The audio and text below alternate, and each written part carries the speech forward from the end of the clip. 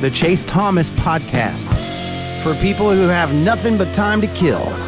It's not on a lot of Vol fans' minds right now, and I think he should be. So Isaiah Campbell was a longtime Clemson commit, and Isaiah Campbell flipped really late in the process. He's a strong side defensive end, and he's now on campus. He's an early enrollee, but like I said, he's a strong side defensive end, and I think that is important to note here because Tennessee, and this is something I talked to Brent Hubbs of VolQuest about on our last show, was one of the quiet things that Tennessee missed last year was Tyler Barron on the strong side defensive end. It's have you ever seen Moneyball, Matt Green?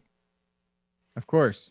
Okay. So you know how it's like that there's the whole meme that comes out of it, like we replace them in the aggregate, is like kind of like that whole thought process there is, well, like, look, he's not that guy, but we can replace him in the aggregate with like 2 or 3 other guys, or like the platoon stuff, this, that, and the other. That's what I think Tennessee did last year. And it's part of why Tennessee's did not have as many sacks, I think, as they did 2 years ago, is Tyler Barron on the strong side. And you saw what he did in the Miami-Florida game. He transfers to Miami and he has a good final year, but he is a different kind of pass rushing strong side defensive end who you could slide inside on pass rush downs that Tennessee did not have this year. Like Dominic Bailey's a solid player, but Tennessee did not have, they were trying to replace him in the aggregate where they're like, all right, we're going to move on from Barron, but we're going to rotate Bailey, Jason Jenkins, and Tyree West. And that should give us pretty equal value. Problem is, like, the numbers were about the same in sacks, but in terms of like how they impacted the game, and you could feel it in big games where that side of the line of scrimmage did not get home, didn't put as much pressure in. It just wasn't like Tyree West had his moments early on, and I still like Tyree, and I think he's probably the most talented of the group. But they have not had, like, Tyler Barron was a dude, and he was a big-time blue-chip prospect, developed at UT, and was just kind of just a really good defensive end on the opposite side of your Leos. And I think Isaiah Campbell has the potential to be that next big-time player. He moves up to a 5-star here, Matt Green. So he's at one of the late final 5-star bumps on 3. The reason I say that is that's something I don't think a lot of people know is he's 6'3", 265 out of North Carolina. Obviously, that's where James Pierce, North Carolina guy, they've done really well. David Hobbs in the interior, like they've done really well going to North Carolina for defensive line help. But he's number 4 defensive lineman in all of the 2025 class.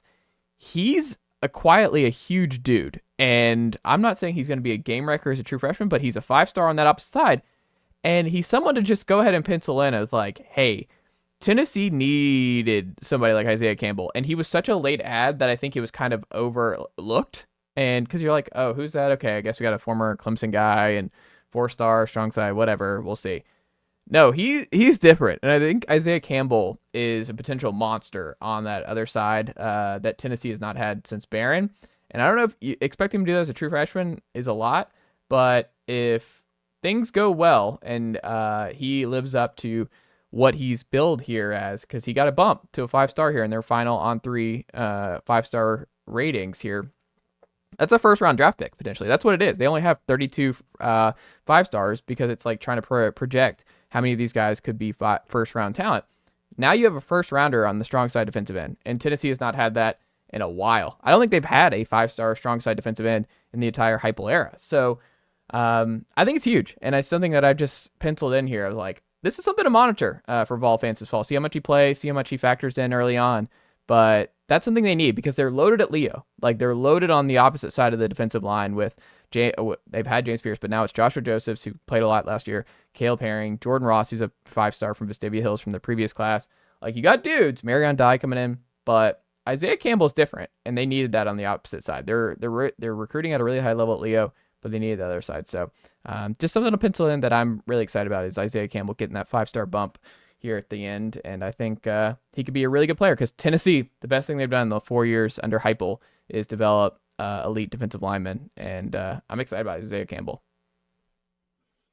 Yeah, I think that's you said it pretty much. The one caveat I was going to say was just on the defensive line. It's hard for me to expect true freshmen to make an impact, just year one. So, but definitely getting a 5-star like difference maker, like those are the kind of things you have to do to win national championships. You got to stack those elite recruits. Like, it's cool to go 10 deep on the defensive line, but it's even cooler to have, 4 or 5 that are absolute just studs. And that's a lot better. So yeah, I think I will say that's one of my pet peeves in recruiting is the 32 5-stars because of 32 first-round picks. Like, get out of here. I don't care how many first-round picks there are. I want to know how many elite players there are. You're going to bump a guy who you don't think is like an elite of elite into a 5-star because he's number 29 or 30. Like, I don't like that at all. I feel like ESPN's old rankings, like back when they were one of the actual competitors in this industry, like they would have like 10, 11 5-stars. Cause it's like, you want to know who the elite of the elite guys are. Like on 3, they have like the 5-star plus now, right? There's like 12 of those. It's like, that's what the 5-stars are. The 5-star plus. So it's kind of funny how they've kind of changed it, but I don't know. That's just one thing that's always driven me crazy is like having to have exact certain number of 5-stars. Some classes are better. Some classes have 15 5-stars. Some have 40. It just depends on how loaded a class is one year to the next. So I don't like the set number of 5-stars each year. Interesting.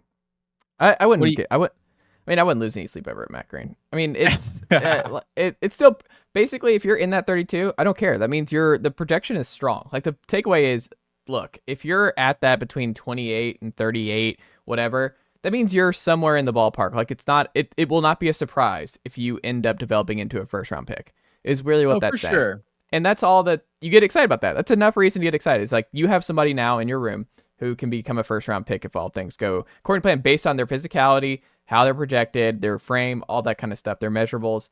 Like, that's a big win. And it makes you feel better when it's in a position that you have a track record of developing really well. And Rodney Garner is one of the best at doing that. So it's a good combo. No, for sure. You see a guy in the 30s or something, you're getting an elite player, but that's my one thought. I'm not losing any sleep over it. Don't worry. George has lived in that like 30s and 40s kind of, those borderline 5-stars, like Andrew Thomas, I want to say, Jake Fromm. I think we're both in that kind of like 35 to 40 range. Some may have had them as a 5-star, but I think DeAndre Swift or something. Yeah. But yeah, well, he's obviously a big time player for sure. Woo! All right, man. Well, we have a lot of fun national college football stuff to talk about here as well, Matt Green. The first thing is, I guess this is just the nature of winning big in this sport. Guess what, Matt? Guess how many of the coordinators... Nicely done, nephew. The Chase Thomas podcast. Hell yeah.